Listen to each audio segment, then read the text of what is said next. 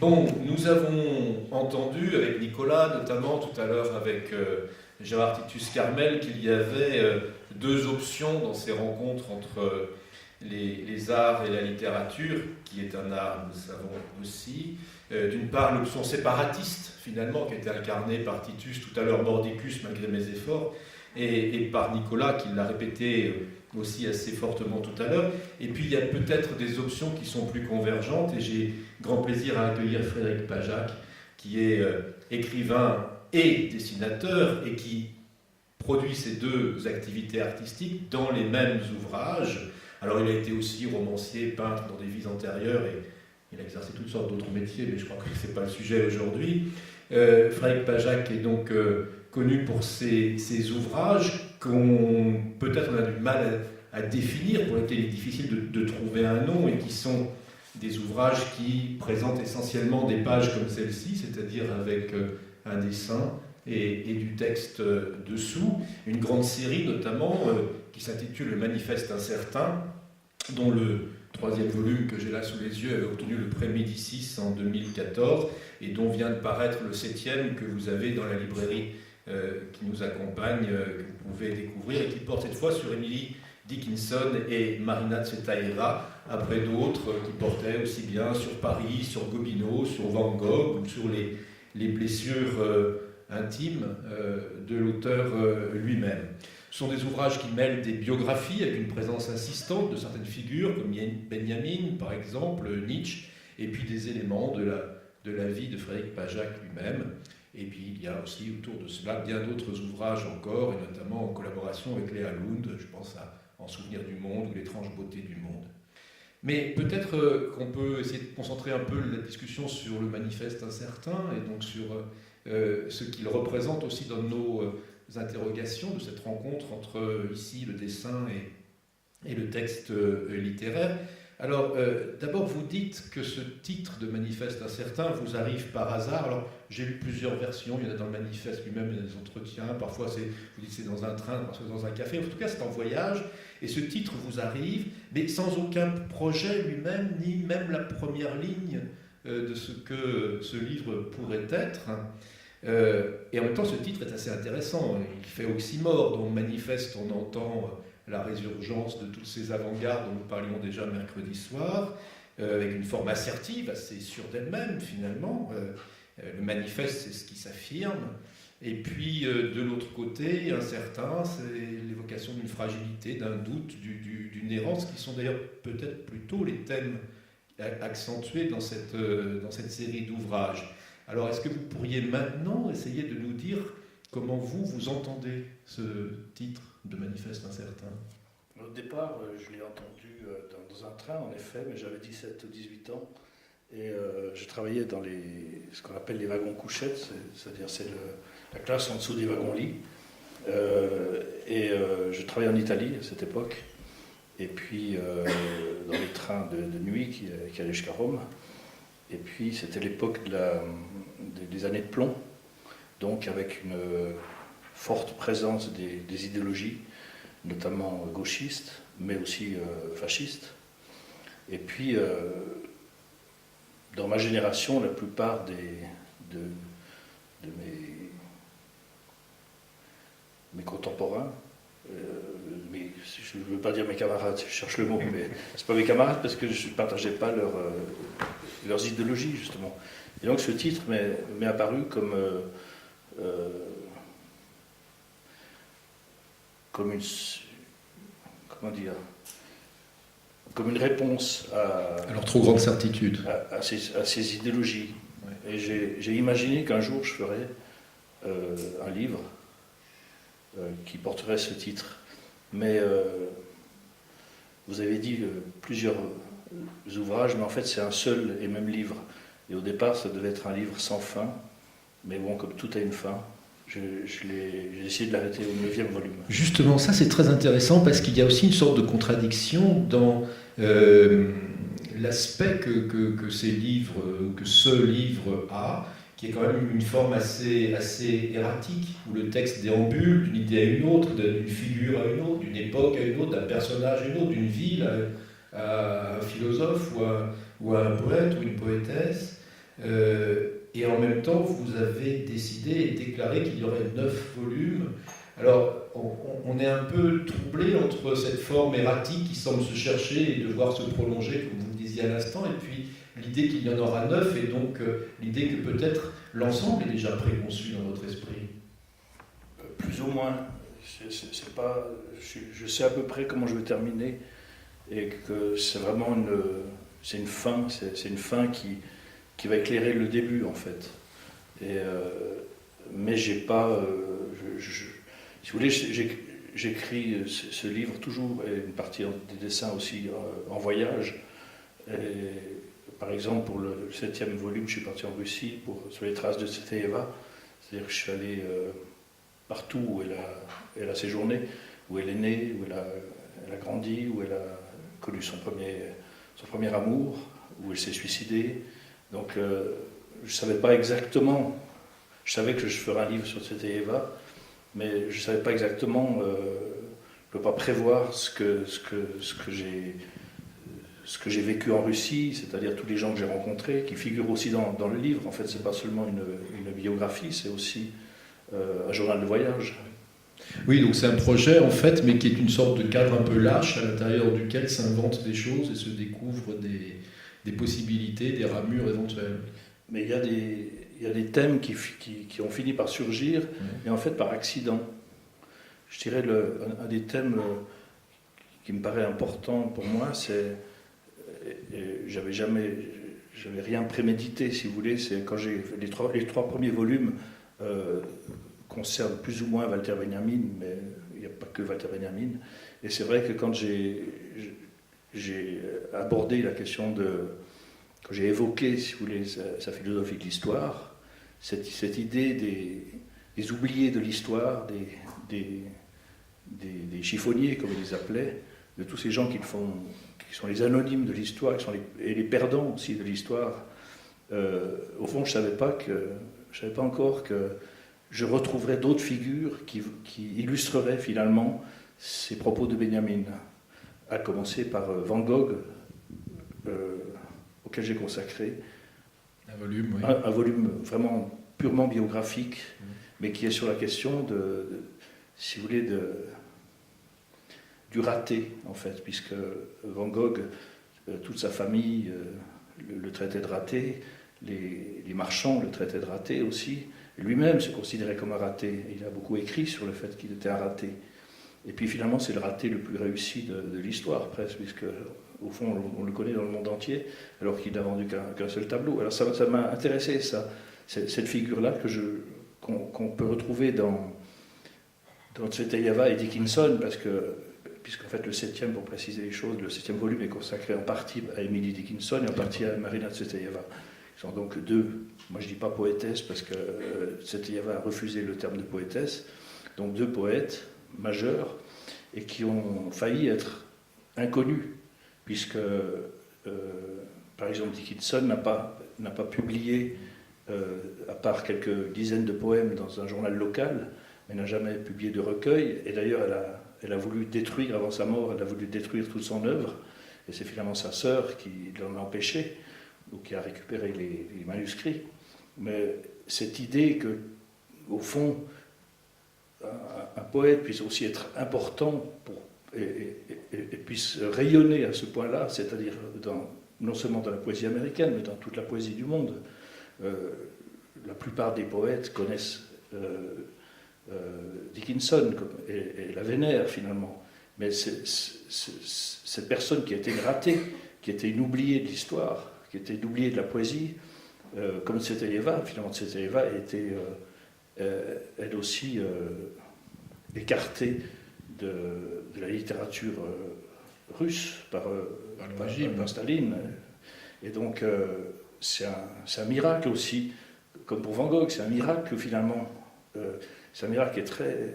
Alors je me suis aperçu que, puisqu'un des premiers livres que j'ai fait était consacré à Nietzsche, et j'en ai finalement consacré, je crois, plusieurs. Et Nietzsche, c'est la même chose, c'est-à-dire qu'il avait 80 lecteurs. Et souvent il achetait, il publiait lui-même, et puis ces 80 lecteurs, au fond, sont devenus des millions, parce que finalement c'est un poète, Philosophe. Un philosophe, je veux dire. Comme Walter Benjamin aussi. C'est un... Enfin, je trouve ça très...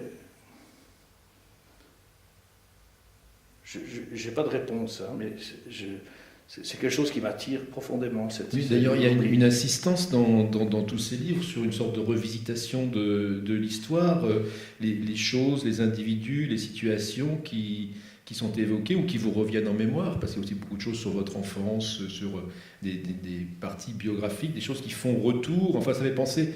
Faire retour, en grec, c'est le nostos, enfin c'est la nostalgie, c'est la mélancolie, une sorte de visitation du passé. Dans le manifeste 3, à un moment, vous écrivez « J'ai donc connu l'ancien monde ».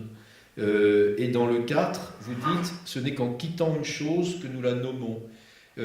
Comme si votre travail consistait à la fois à voir les choses s'éloigner, mais en même temps à vouloir les retenir par le travail du texte et du dessin. Est-ce qu'il y a quelque chose de projet de cette nature-là dans votre esprit ? C'est inconscient, mais c'est certain, en tout cas. Le passé revient toujours. Au fond, je le revisite, même mon propre passé, plusieurs fois. Et cette époque aussi, quand vous me citez là sur l'ancien monde que j'ai connu, cet ancien monde, je reviens toujours sur cet ancien monde. Parce que je pense que nous sommes dans un nouveau monde. Enfin, en tout cas, que ce monde que j'ai encore connu a disparu pour moi. Et j'y reviens dans des souvenirs personnels, dans des évocations personnelles, mais aussi à l'aide, si je peux dire, d'auteurs ou d'artistes. Oui, qui reviennent eux-mêmes. Voilà. D'ailleurs, ça produit du coup des effets de lancinance assez étonnants parce que plusieurs fois vous réécrivez les mêmes scènes, vos dessins évoquent des mêmes périodes sur lesquelles vous avez déjà écrit dans un manifeste ou même dans des volumes, votre autobiographie par exemple, antérieure, qui ne sont pas forcément part du manifeste, et puis qui reviennent comme une sorte de lancinance, comme une sorte de hantise intime. Et ces figures, on a nommé Benjamin, Nietzsche, il y en a quelques autres, qui aussi insistent, en fait, et qui vous accompagnent tout le temps. Je dirais que, je vous dis oui, mais je dirais aussi que, finalement, sans trop y réfléchir, mais le 19e siècle est présent dans tous mes livres.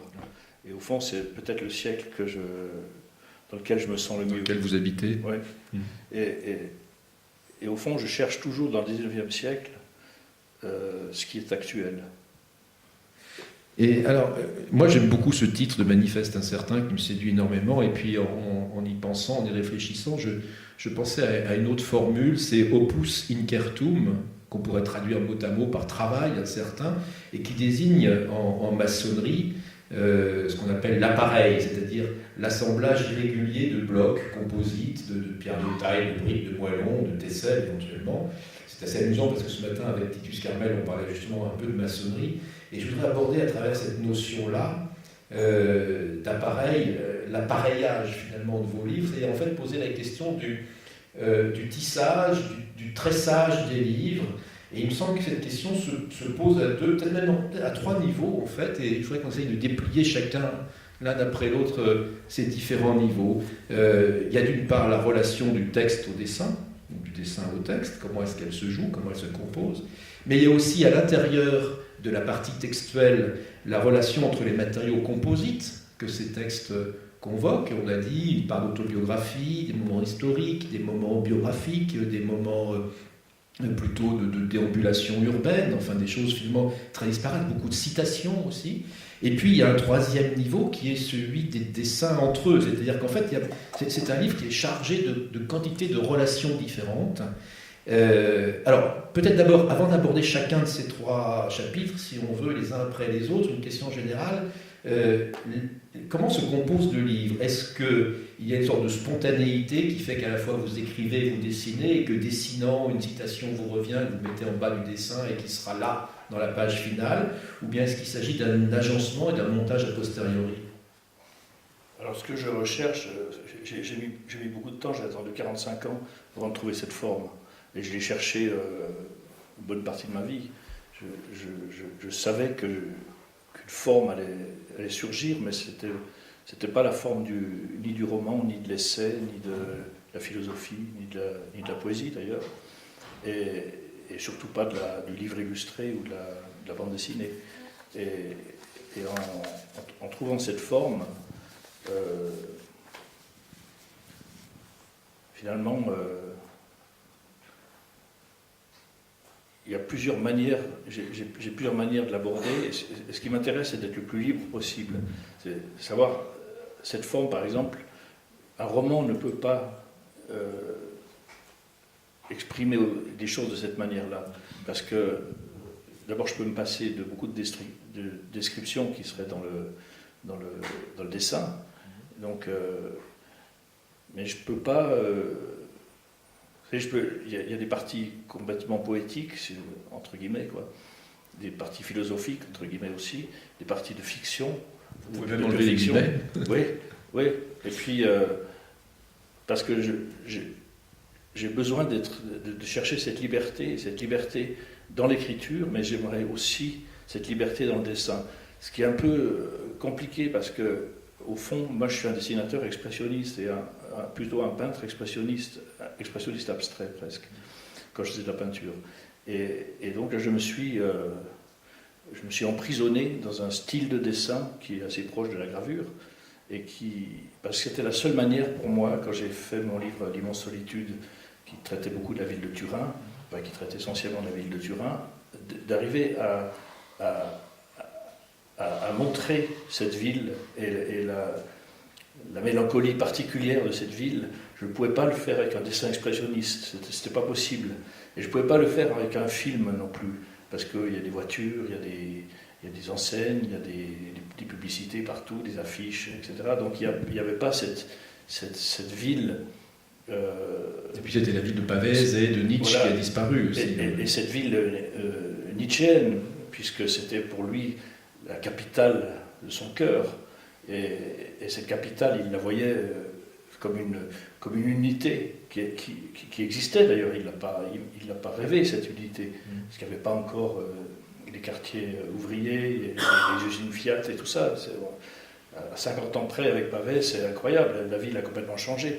Et moi j'avais besoin de montrer cette ville que Nietzsche avait tant aimée, et pour la montrer, j'étais obligé de trouver des perspectives, de dessiner en perspective, de dessiner en noir, en blanc. Je cherchais vraiment cette lumière particulière dans cette ville.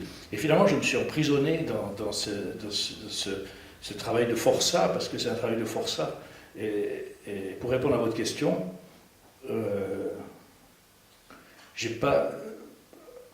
quand j'ai fait par exemple L'immense solitude, j'ai travaillé pendant 4 ans à Turin, et dans les environs. Et tous les jours, j'écrivais un peu, je dessinais, etc. Puis après, quand j'ai fait le manifeste incertain, j'ai opté pour une autre solution, mais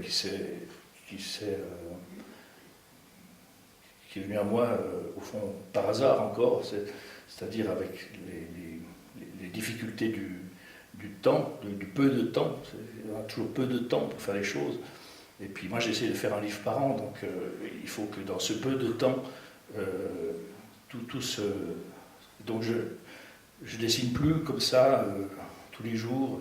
Non, je dessine pendant 1 mois et demi, 2 mois, et je dessine dans un autre état d'esprit que lorsque je dessinais un peu tous les jours, dans la campagne, dans les cafés, etc. Donc là, je m'astreins à un dessin qui est comme une punition, entre guillemets. Mais il y a vraiment quelque chose de ça. Alors que le texte est pour moi la liberté, puisque j'écris toujours en voyage, donc, et dans des trains, dans des hôtels, et j'écris jamais dans un bureau, alors que mes dessins, je suis obligé de les faire, sauf les dessins de nature, que je fais toujours dans la nature.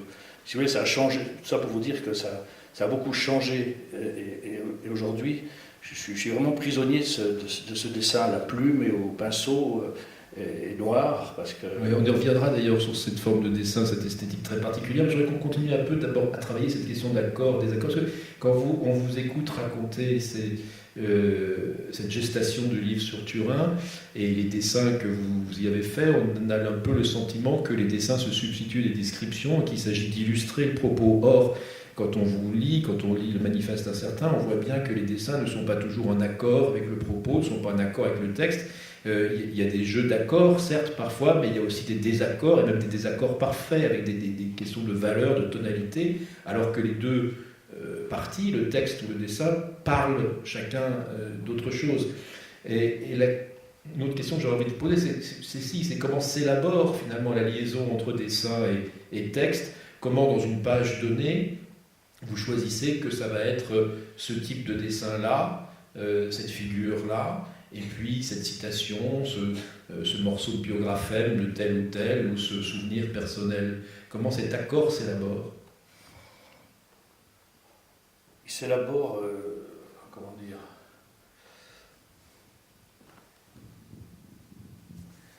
il n'y a rien de prémédité. Si vous voulez, vous trouvez comment alors cet accord? Il y a comme une espèce d'effet d'évidence. C'est un peu comme le montage d'un film, c'est-à-dire que l'écriture est là, les dessins sont là, il s'agit de les mettre ensemble. Et moi, je pense que ce sont deux langages tellement hostiles l'un envers l'autre, tellement discordants, et que je ne cherche pas du tout à les réconcilier, sauf par endroits, parce que je crois qu'il faut perdre le lecteur, mais il ne faut pas complètement le perdre. C'est-à-dire que, si je donne un exemple, si je parle par exemple des parents de Van Gogh, j'ai envie que le lecteur voie un peu la tête qu'ils avaient. Donc je vais partir d'une photographie, ou par exemple, je suis parti pour montrer la mère de Van Gogh, d'un tableau qu'il a fait d'après une photographie. Donc j'aime beaucoup cette idée de relais. Voilà. Et donc je trouve que c'est important de tout à coup comme de calmer le jeu finalement. Et puis c'est comme si c'est la même chose pour donner un exemple. Je crois que c'est la fin du 3e volume où je raconte vraiment en détail tout ce qui a précédé le suicide de Walter Benjamin. Et donc j'ai fait je suis allé dans la montagne, j'ai fait dans les Pyrénées, et j'ai fait ce trajet plusieurs fois en dessinant exactement ce chemin. Et j'avais besoin de ce chemin, et j'ai besoin que le lecteur ressente ce qu'a ressenti Benjamin, qui était très fatigué, parce que c'est pas un chemin tellement difficile, c'est 4 heures de marche en gros. Mais pour lui, il s'est arrêté, il a dormi, enfin c'était quelque chose de tout à fait tragique. Mais j'ai besoin que le lecteur ressente, et là c'est pas les mots ils permettent pas de dire ça. Et d'ailleurs, c'est en même temps très compliqué, parce que dessiner un chemin, je crois que c'est ce qu'il y a de plus difficile à faire pour un dessinateur. Parce qu'un chemin, il y a tellement de choses, tellement de matière, et avec la plume... Justement, ça c'est intéressant, c'est tellement de choses, tellement de matière, parce que vous venez de parler de l'hostilité entre le texte et le dessin, et ce qui me frappe aussi, c'est qu'il y a une sorte d'opposition forte entre votre écriture et les dessins. L'écriture est brève, alors il y a quelques pages qui sont effectivement complètement écrites, mais c'est assez rare. Ce sont plutôt des petits paragraphes comme des notes avec un souvenir, une citation, une remarque, alors que les dessins au contraire sont très riches, ils sont presque saturés de détails très, très précis, très minutieux, et donc cette hostilité elle apparaît aussi dans une sorte de tentation d'exhaustivité presque dans le dessin, et au contraire une sorte de décision fragmentaire dans l'écriture. Je ne suis pas tout à fait d'accord. Ah bon? Non. Alors dites pourquoi. Mais par exemple, quand je raconte la vie de Van Gogh, c'est une narration. C'est une narration... c'est un seul et même texte. C'est vrai pour les biographies, c'est vrai pour le dernier volume, et c'est vrai pour Van Gogh. Presque dans chaque volume, il y a quelque chose il y a toujours une... Moi, je trouve que c'est très important, parce que je suis d'une génération, justement, où on avait voulu casser la narration et presque l'interdire. Et pour moi, c'est essentiel qu'il y ait une narration. C'est pour ça que j'ai aimé des écrivains comme Pavès, parce que c'est pour moi un des très grands narrateurs. Et quand je dis narrateur, c'est pas seulement raconter une histoire, c'est un narrateur du sentiment. Et moi, je dis souvent que les titres de mes livres sont des sentiments, dans le fond. L'immense solitude, le chagrin d'amour, la mélancolie, blessure, etc. Ce sont les héros de mes livres, en fait, les sentiments. Mais je veux pas. Je suis d'accord qu'il y a des passages très fragmentaires, mais il y a quand même chaque fois, même quand je parle d'un auteur totalement haï et détesté, Gobineau, et qui n'est pas lu, que personne n'a lu, c'est vraiment une narration. Je raconte sa vie, je raconte vraiment sa vie sans donner d'avis personnel, si vous voulez. Alors en même temps, il y a aussi des moments, alors vous parliez là à l'instant de récupérer le lecteur, lui montrer la mer de Van Gogh, mais il y a aussi des moments de décrochement qui produisent parfois des effets d'humour. Je me souviens de ce passage sur Paris où vous évoquez les Parisiens, et en fait dans les dessins on voit des têtes de chiens de races différentes, et évidemment le contraste est assez saisissant entre ce qui se dit dans le texte et ce qui se voit, et on se met, soi-même quand on sort dans la rue 10 minutes après, à voir tout le monde avec une tête de chien. Enfin, donc il y a aussi le côté dessinateur satiriste, humoriste, qui a toute une partie de votre carrière qui de temps en temps ressurgit dans ces matériaux de dessin pourtant un peu plus contraignants que vous décriviez à l'instant. Oui, c'est vrai. Oui, il y a une part d'ironie dans le dessin, même s'il n'est pas forcément quelque chose de caricatural, mais il y a une manière de moi, j'aime pas ce terme de décalé qui m'énerve, mais c'est comme un décalage, c'est vrai. Les dessins sont comme un décalage par rapport au texte, et ils sont souvent un décalage les uns par rapport aux autres. Oui, alors justement, ça, on aborde un autre chapitre là. Vous parliez de continuité narrative pour le texte, même si moi je vois quand même beaucoup de passages fragmentaires, mais ça dépend des livres, effectivement, parce que d'un manifeste à l'autre, ça bouge, ça change. Mais l'enchaînement des dessins, ça ne raconte pas une histoire. Le continuum des dessins est assez lui-même morcelé. On peut passer d'un type de dessin à autre chose, d'un motif à un autre. Mais est-ce que du coup, quand même, vous avez le sentiment que d'un dessin à l'autre se produit quelque chose comme un continuum, soit du côté du récit, soit du côté de quelque chose à dire, qui serait peut-être du côté du discours? Mais encore une fois, moi, ce que je cherche, c'est à ce que tout soit possible. C'est la liberté que je cherche. Et tout est possible, c'est-à-dire, par exemple, bon, je viens de parler du chemin des Pyrénées, c'est une narration, en fait. Mais j'ai aussi fait quelque chose de similaire avec Emily Dickinson, où j'ai fait quand même toute une série de dessins. Je ne savais pas comment dire quelque chose sur Emily Dickinson par le dessin. Et finalement, j'ai pensé que les abeilles étaient un très bon sujet. Et comme c'était assez difficile de dessiner les abeilles, d'abord parce que c'est très petit, donc il faut les agrandir. Et puis il faut chercher, quand on dessine en noir et blanc, on n'a pas le jaune, on n'a pas... Donc les rayures de l'abeille se confondent avec la fleur dans laquelle elle est posée, etc. Donc j'ai fait toute une série, et en même temps d'abeilles aussi avec la reine, je ne sais pas comment on appelle ça, en meute, quoi, des meutes d'abeilles. Et j'ai pensé que ça faisait une unité qui laissait, et qui n'était pas un hasard, parce que c'est vrai que pour Dickinson, les abeilles sont très importantes, parce qu'elle est dans un monde de fleurs. Son jardin est son seul univers, en fait, à part sa chambre. Et donc, le jardin, c'est les abeilles. Alors, vous venez de dire, vous avez choisi le noir et blanc, et c'est vrai que effectivement, il y a un renoncement à la couleur. Quand vous étiez peintre, vous peignez en couleur. Maintenant, tous ces dessins sont en noir et blanc. Vous parliez de la gravure tout à l'heure. Alors, il me semble qu'il y a une sorte d'imagerie là qui est assez proche finalement peut-être de la photographie qu'on appelle humaniste. Enfin, je pense à Cartier-Bresson, Doisneau ou l'Ironis. Peut-être aussi un peu du cinéma italien, celui de Sica par exemple.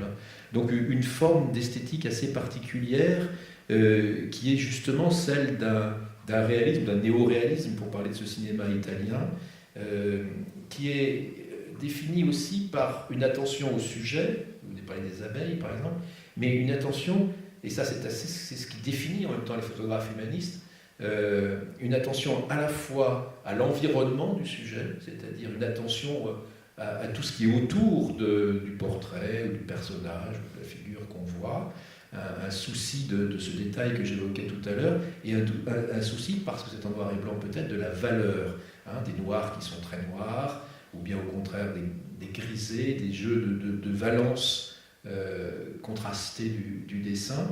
Est-ce que vous pourriez nous dire un mot de ce choix esthétique, à la fois du point de vue de l'humanisme peut-être, qu'il manifeste, de la tonalité mélancolique que ce noir et ses valeurs nous donnent, et puis du rapport avec ces esthétiques cinématographiques et photographiques qui datent quand même le siècle? Alors je dirais que je citerai Degas qui a dit cette phrase qui m'a beaucoup touché, qui dit si j'avais mieux regardé les choses, je les aurais peintes en noir et blanc. Enfin, je vais pouvoir me livrer au noir et au blanc. C'est ça la phrase de Degas, je crois, non? Oui, enfin, moi je connais une autre version. Oui, enfin, ça veut dire la même chose. Mais c'est vrai, ce noir et blanc, en fait, moi quand j'ai presque arrêté de faire de la peinture, je voulais peindre, pardon. Je voulais sortir de l'abstraction, forme d'abstraction lyrique, pour m'approcher d'une forme non pas de réalisme, mais je voulais peindre l'intérieur de la forêt. Je voulais peindre la jungle en fait, mais une jungle sans animaux, sans exotisme et tout ça, mais une jungle certaine, c'est-à-dire qui puisse être une forêt de chez nous aussi. Et puis en peignant cette forêt avec la couleur, je me suis aperçu que d'abord je trouvais ça assez kitsch, en fait, ces couleurs vertes, brunes. J'ai trouvé qu'il y avait quelque chose de kitsch. Et en fait, j'y arrivais pas, j'ai détruit toutes les toiles. Et puis finalement, quand j'étais à Turin, quand je voulais dessiner les bords du Pô, et la nature qui est près de Turin, qui est le long du fleuve, et les arbres, j'ai osé, je dirais, non pas les peindre, mais les dessiner en noir. Et puis je me suis aperçu parce que finalement dans tous mes livres, il y a énormément d'arbres, et je dessine toujours dans la nature. Je vais toujours les dessiner sur place. C'est très important d'être dans cette nature. Et ça, c'est pas la partie mélancolique, c'est la partie... parce que la mélancolie du dessin, c'est plutôt dans des décors. C'est plutôt... Et d'ailleurs, c'est pas pour rien que j'ai dessiné Turin, parce que Turin est une ville qui inspire la mélancolie. De par ses constructions, de par le baroque a quelque chose de mélancolique, parce que c'est quelque chose de théâtral. Et donc, forcément, dès qu'on dessine une rue de Turin, on ressent quelque chose de mélancolique, en fait. Ce qui n'est pas le cas des arbres. Les arbres, c'est plutôt quelque chose il y a comme une inquiétude dans les arbres. Et d'ailleurs, même quand on passe des heures dans la forêt à dessiner, il y a quelque chose d'assez angoissant qu'on retrouve dans le dessin, je trouve. Oui, vous répondez pas quand même sur le rapport avec... Alors peut-être c'est parce que j'étais très très marqué par vos dessins de Paris, du vieux Paris, le rapport avec les passages, avec Benjamin et tout ça. Donc il y a une sorte d'atmosphère qui apparaît là, qui est aussi celle des années 30. Enfin, mais ce rapport avec la photographie réaliste, est-ce que la photographie humaniste, j'évoquais là, Doisneau ou l'ironie, c'est quelque chose qui vous est apparu, dont vous êtes conscient ou qui vous semble un peu indifférent par rapport à votre propre travail? Non, parce que moi j'utilise beaucoup des photographies. J'en fais moi-même, c'est-à-dire que je ne suis pas du tout photographe, alors je fais des photos très mauvaises, mais souvent, si vous voulez, je ne peux pas inventer une rue, je ne peux pas dessiner de mémoire. Je pourrais dessiner des arbres, mais j'ai besoin de les regarder. Par contre, c'est vrai que l'architecture, je suis obligé d'avoir un document photographique et d'être très précis, de travailler au tire-ligne et tout ça, c'est assez fastidieux. Fastidieux. Fastidieux, pardon. Mais ça. Lapsus, c'est intéressant. Non, j'essaie de. J'utilise beaucoup des photographies. Moi, les miennes sont des photographies sans aucun intérêt. Elles sont vraiment médiocres. C'est un support. Mais ça m'aide beaucoup à trouver quelque chose que je ne trouverais pas d'imagination, en fait. Je ne suis pas vraiment un dessinateur d'imagination. Et c'est vrai, quand je dois dessiner des portraits, j'ai besoin de photographie, même si, finalement, avec le temps, j'ai pu dessiner Nietzsche presque de mémoire, parce que j'ai tellement dessiné, parce que j'aime beaucoup dessiner sa tête. Il y a aussi une jubilation à dessiner les portraits. Et j'ai d'ailleurs fait des dessins d'après des photos de Cartier-Bresson, notamment le portrait du peintre Varlin, qui est une photographie que j'aime énormément, et où on voit le peintre Varlin, peintre suisse, et ça se passe à Bondo, dans les Grisons, dans la vallée de Valbregaglia, où est Giacometti, le village à côté de Stampa. Et à Bondo, il est en train de dessiner, il est un peu courbé comme ça, et sa femme est dos à dos. Elle est aussi courbée, mais elle lui dessine, et elle écosse des haricots. Et j'ai redessiné. Ça va plaire aux féministes de la salle. J'aime beaucoup cette photo qui montre un peu l'artiste dans toute son importance, et puis la pauvre épouse de l'artiste. Donc j'ai trouvé qu'il y avait d'ironie dans cette. Il y avait une charge même de la part de Cartier-Bresson, qui était un ami de Varlin d'ailleurs. Vous disiez à l'instant que vous aimiez bien aller en forêt voir les arbres et les peindre sur le motif. Ça rejoint un peu la discussion qu'on avait tout à l'heure avec Nicolas Pesquès. Mais j'ai noté une sorte de paradoxe aussi, parce que vous déclarez que vous aimez cela, aller dans la nature, sur le motif, ou même dans la ville, même si c'est plus contraignant. Vous dites que c'est un plaisir. Et vous ajoutez ensuite le dessin d'après photographie ou le dessin d'imagination, lui, est une corvée. Or, dans le manifeste incertain, il y a quand même beaucoup de corvées apparemment. Enfin, il y a beaucoup de choses qui sont faites d'après photographie, d'après portrait, d'après des peintures. Vous reproduisez des peintures de Van Gogh, par exemple. Pourquoi vous astreindre à ça? Enfin, il y a quelque chose d'un peu étrange dans cette démarche de s'imposer des corvées, non? Oui, tout à fait. Mais je me souviens quand, dans le livre Chagrin d'amour, Les pensants apollinaires, donc celui-ci. Oui, en partie. Hein. Mais il y a tout un passage sur Mondrian, et sur les amours impossibles de Mondrian. Et là, je redessinais en noir et blanc les peintures de Mondrian. Et j'ai passé une fois, je me souviens, la nuit entière à dessiner le boogie-woogie, que tout le monde connaît, à le dessiner, le traduire en noir et blanc, c'est-à-dire avec des valeurs, avec des petits points ou des traits, etc. Et puis c'est vraiment fastidieux, oui, alors ça, tout à fait fastidieux. Non, mais encore une fois, la corvée, je sais que c'est une corvée, parce que de travailler sur une planche à dessin pendant 12 heures de suite, d'abord, je trouve que c'est... Je suis par ailleurs éditeur de dessin, donc je suis très sensible au dessinateur en général, et je sais que physiquement c'est très difficile de dessiner. Et plus on dessine dans la minutie, moins le corps est complètement réprimé.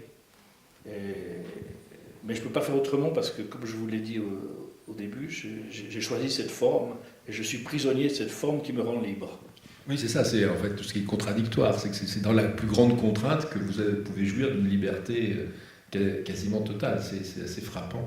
Est-ce que vous diriez qu'il y a, dans cette façon d'aller récupérer des mémoires blessées, d'une époque, par beaucoup aussi des guerres mondiales et de ces peuples qui ont été brisés, alors soit à travers des figures comme celle de Benjamin, ou simplement des dessins de groupe, est-ce que vous diriez qu'il y a quelque chose comme un enjeu social qui perdure dans ce manifeste incertain, un enjeu que vous aviez pu autrefois évoquer à travers les questions des engagements politiques des années 70, ou bien aussi dans les revues dans lesquelles vous avez travaillé, ou qui sont des revues souvent très critique, engagé, très sarcastique. Est-ce que quelque chose se maintient de cette prise de position par rapport au monde dans le manifeste? Oui, à commencer par cette idée de Walter Benjamin, des exclus, de l'exclusion. Aujourd'hui, c'est très à la mode. Oui, mais c'est pas en jaune, hein, c'est en noir et blanc, là. Oui, oui. mais c'est exact, parce que au début, j'avais quand même l'idée de parler plus tard, à la fin du manifeste certain, de la démocratie, et la démocratie directe. Mais je voulais pas en parler à travers des événements, je voulais en parler à travers, et je vais en parler d'ailleurs, à travers un historien totalement oublié et méprisé, enfin, plus que méprisé, puisqu'il n'est même pas réédité, qui est Augustin Thierry, dont j'ai parlé un petit peu déjà. Mais Augustin Thierry, qui est un philologue du XIXe siècle, et qui a beaucoup écrit sur les communes, sur la liberté des communes et la forme de démocratie dans les communes du Moyen-Âge. Et c'est des textes que je trouve tout à fait bouleversants, et personne ne les a appropriés jusqu'à présent, même pas réédités. Donc moi j'ai encore l'édition du XIXe siècle que j'ai réussi à trouver. Et j'ai envie, à travers cette figure d'Augustin Thierry, dont Chateaubriand a écrit quelques lignes tout à fait poignantes, parce qu'il est devenu aveugle, et pour un philologue, c'était évidemment une mort, quoi. Oui, d'ailleurs, ça c'est assez frappant de voir à quel point il y a cette dimension humaine. C'est pour ça que je parlais de la photographie humaniste, parce que je crois que c'est assez proche, en fait. Il y a là des intentions très, très voisines. Et puis, il y a cet accueil de l'art que fait le manifeste incertain. Je peux en parler de Van Gogh, on pourrait parler de Hopper, ou encore dans le dernier volume de Marina Tsvetaeva, d'Emily Dickinson. Avant, il y a eu Breton, il y a eu Apollinaire. Enfin, on n'en finirait pas d'énumérer les noms d'artistes. Van Velde, oui, je dis, la liste est très longue si on voulait nommer tout le monde. Et vous rassemblez tout ça sous l'idée de la poésie, en fait. Dans le manifeste 7, donc, qui vient de paraître au début, dans la présentation que vous faites du volume vous-même, vous dites que la sensation poétique m'envahit, surgissant de partout, des livres, de la peinture, de la musique, de la nature et, pourquoi pas, de la vie humaine. Et vous ajoutez, je ne sais définir la poésie tant elle me submerge. Alors, cette submersion, on la sent en vous lisant, mais je crois que, puisque Sylvie s'approche, qu'il est temps de conclure, j'imagine, cette formule, la sensation poétique m'envahit, surgissant de partout, des livres, de la peinture, de la musique, de la nature, et pourquoi pas de la vie humaine, nous est ici très précieuse, parce qu'il y a l'idée que finalement l'art n'est pas quelque chose de surplombant. C'est assez frappant, les dessins sont souvent à hauteur d'homme, en fait. Hein. Il y a visiblement une sorte de position, non pas par-dessus, ou qui observe, qui se met en retrait, mais le lecteur se sent presque introduit dans le dessin. C'est assez frappant. On est presque en conversation avec les portraits quand c'est des portraits. Cette mise en relation des arts et de la vie, ça semble vraiment être au cœur de votre démarche. Alors, je ne sais pas si je me trompe en disant cela ou si vous y reconnaissez. Oui, parce que oui, c'est exact. Parce que, encore une fois, moi j'écris vraiment en voyageant. Et le voyage, c'est toujours des rencontres. C'est toujours, c'est là où on est le plus proche de la vie, parce qu'on est le plus proche des autres et des autres, des inconnus. Et c'est les inconnus qui nous donnent cette sensation de la vie. Parce que tout ce qu'on connaît ne nous donne plus de sensation de la vie. Et donc, moi j'écris vraiment beaucoup dans des restaurants où je demande à pouvoir rester. Je viens à midi et puis je demande à pouvoir rester jusqu'à la nuit. Et je vais discuter après dans les cuisines, tout ça. Dans tous mes livres, hein, je parle des repas, des cuisiniers, des serveurs, des patrons de bistrot, etc. Vous passez pour un très bon cuisinier aussi. J'aimerais bien, mais je suis une honnête ménagère. Mais c'est vrai que ça m'intéresse beaucoup. Et par la cuisine, en fait, on rencontre beaucoup de gens. Et la vie, donc, n'est pas forcément artistique. elle passe à travers des choses comme ça, ou à travers la marche. Moi, j'ai beaucoup marché dans la montagne et tout ça. On rencontre beaucoup de gens dans la montagne. Donc, cette partie vivante que j'essaye de restituer dans mes livres, elle vient d'une expérience, disons en tout cas, très volontaire. Et c'est d'ailleurs aussi comme ça que vous saisissez les artistes, les philosophes, les penseurs, à travers leur vie, et non pas simplement à travers leurs œuvres et leurs pensées. C'est-à-dire que la pensée est toujours rattachée de l'expérience et de l'existence. Oui, d'ailleurs, pour conclure, moi j'ai quitté Paris, j'ai fait donc ce livre sur Van Gogh, où j'ai essayé de montrer un autre Van Gogh que la tarte à la crème qu'on nous présente habituellement. J'ai montré un homme très intelligent, très cultivé, assez plus équilibré qu'on imagine, parlant plusieurs langues, connaissant la littérature et la philosophie de son temps, connaissant très bien les peintres, sachant très bien qui il était tout en étant incompris, mais sachant qui il était et qui il sera dans l'histoire de la peinture, c'est-à-dire un maillon très important entre Delacroix et ceux qui viendront après lui, les fauves. Et il savait très bien ou l'abstraction même, il savait très bien qu'il était ce moment. Et en fait, j'ai été tellement saisi parce que j'ai écrit le livre en partie à Arles et puis à Auvers, etc., partout où il est allé. Et donc je me suis installé à Arles pour être encore plus proche de la lumière qu'il a décrite. Plus proche de la lumière, ça pourrait être le dernier mot de ces enjeux. Merci beaucoup Frédéric Bazin.